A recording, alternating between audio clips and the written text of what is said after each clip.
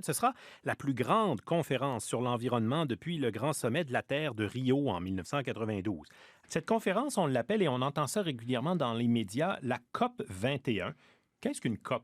COP. COP, Conference of Parties. Dans le fond, ce sont les pays qui ont signé le protocole de Kyoto en 1997. Vous savez, les changements climatiques, ça fait quand même assez longtemps qu'on s'y intéresse. Dès la fin des années 80, on s'y est intéressé plus intensément. On a créé le GIEC, le groupe d'experts sur la science du climat.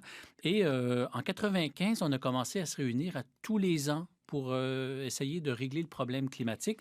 Et donc, 2 ans plus tard, en 97, à la COP 3, à Kyoto, on a signé le fameux protocole de Kyoto qui, dans le fond, visait à réduire les émissions des pays industrialisés parce que on a reconnu à l'époque que ce sont eux les vrais responsables, dans le fond, du phénomène du réchauffement climatique, de l'augmentation des émissions de gaz à effet de serre depuis la fin du 19e siècle. Et donc, une cinquantaine de pays qui ont signé ce protocole. Ça représentait à peu près la moitié des émissions totales du monde.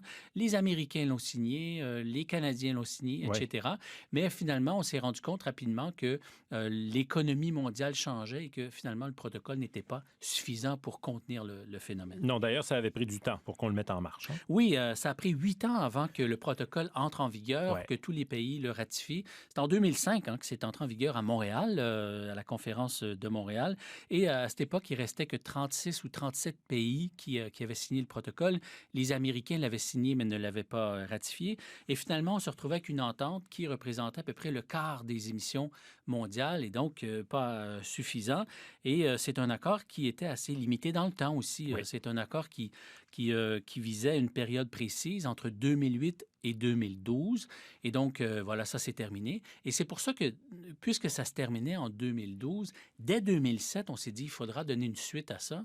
Et donc, on s'était donné rendez-vous à Copenhague en 2009 pour signer Kyoto 2, et ça a été un échec monumental. On vit toujours un peu sur les effets de cet échec parce que pendant plusieurs années après 2009, il s'est presque rien passé sur le front climatique.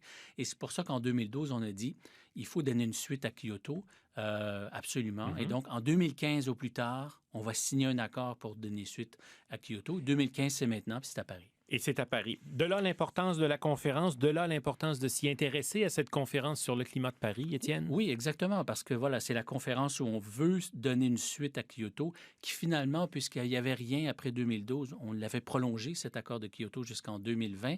On veut éviter qu'il y ait encore un trou après 2020. Et donc, c'est pour ça, dans le fond, que cet événement semble si gros, si important, qu'on en parle partout dans les médias.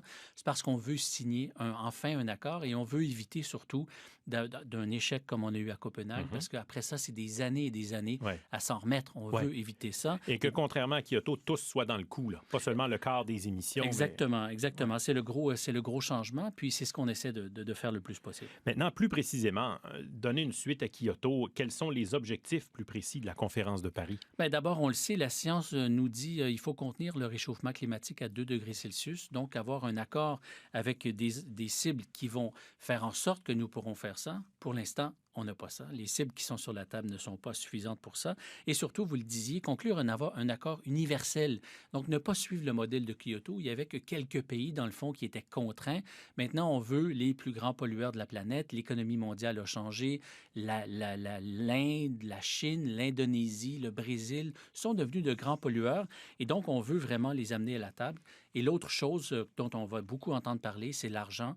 On s'est entendu pour aider les pays en développement à s'adapter au changement climatique. Qui va payer? Combien? Alors tout ça, ça fait toujours l'objet de très, très fortes négociations. En terminant, en quelques mots, les principaux obstacles pour parvenir à ça? Bien, je le disais, ce fameux fossé nord-sud, vous allez le voir, on va l'entendre pendant 2 semaines, les pays en développement qui vont dire, vous êtes responsables, nous en subissons les conséquences, aidez-nous davantage à faire face à ça et surtout, prenez des engagements plus fermes avec des cibles plus ambitieuses pour que ça soit vous, dans le fond, qui régliez le problème.